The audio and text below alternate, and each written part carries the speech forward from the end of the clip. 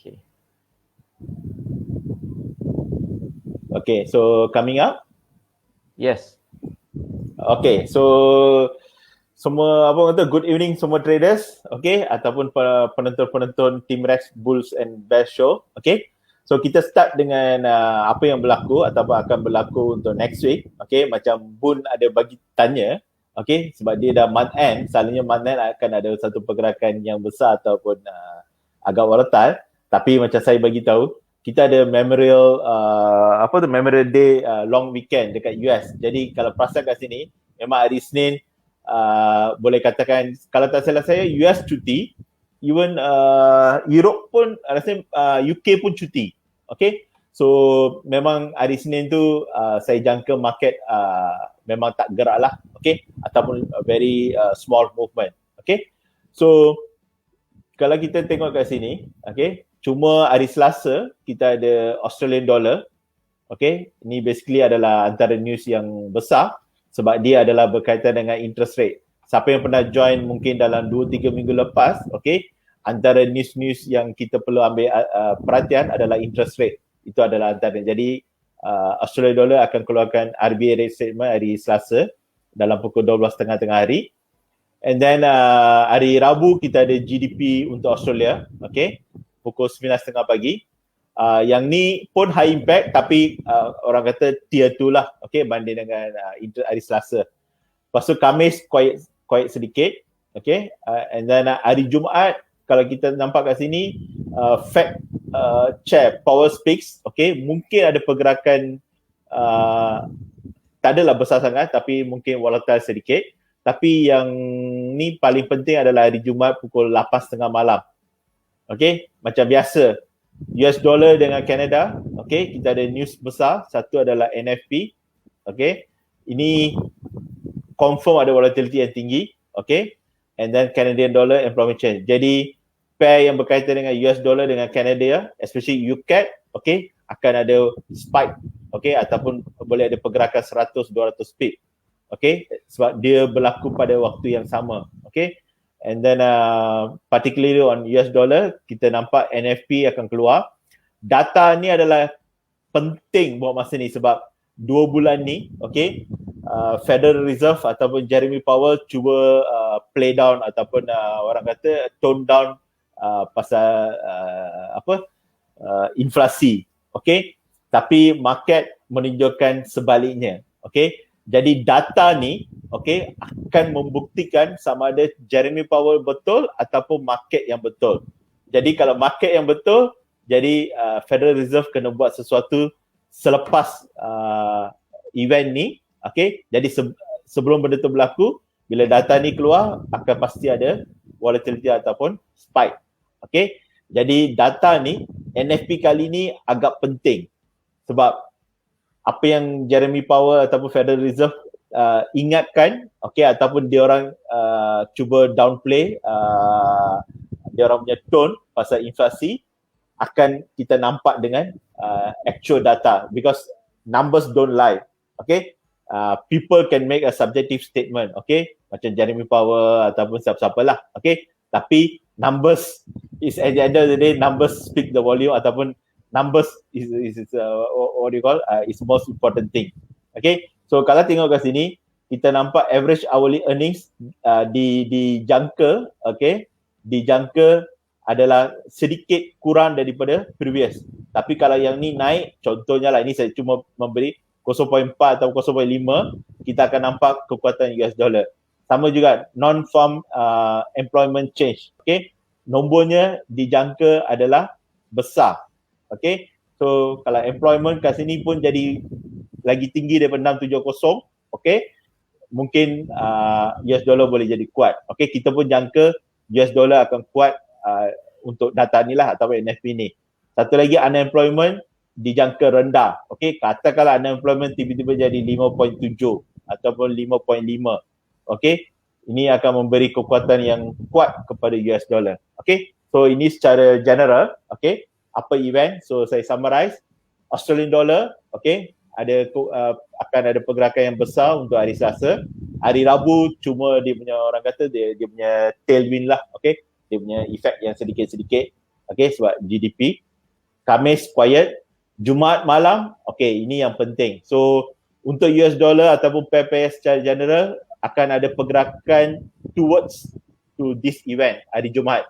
Jadi kalau katakan market jangka US dollar kuat, jadi market akan dah cuba mula pricing. Okay, sebelum data ni keluar. Jadi jangan pula pergi masa data keluar, masa tu baru kita pergi buy ataupun kita short EU, GU, jangan, sebab nanti akan boleh jadi buy the rumors, sell the news. Okay, so siapa yang pernah dengar bab tu mungkin faham, tapi kalau siapa yang tak tahu mungkin boleh type, nanti saya ulas balik. Okay, okay, so kita pergi pada pair gold. Okay, seperti yang satu senario yang kita beritahu ataupun saya bagi tahu minggu lepas, gold dah turn into bullish. Okay, kita boleh nampak dalam weekly trend. Okay, sama juga dalam daily trend. Okay, kita ambil start daripada daily trend, kita belum nampak apa orang kata bearish move ke bawah ataupun corrective move ke bawah lagi, even dekat daily time frame. Okay, jadi sejak dia break 1880 ataupun 1890, okay, dia dah break 1910 dulu, lepas tu dia cuba sampai ke 1910. Macam hari tu kita kata 1910 boleh cari scalping atau intraday. So siapa yang cari scalping intraday memang dapat profit.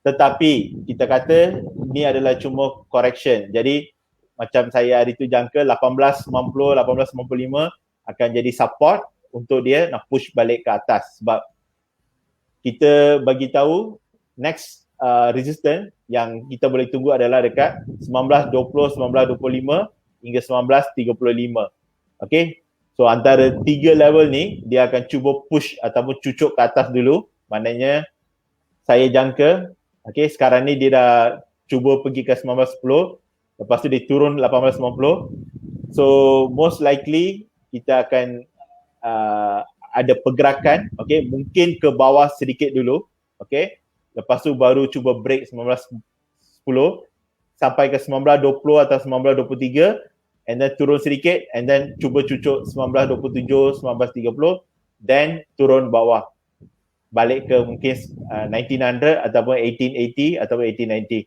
around this zone lah. Okay, so ini yang saya jangka sebagai saya punya senario pertama lah.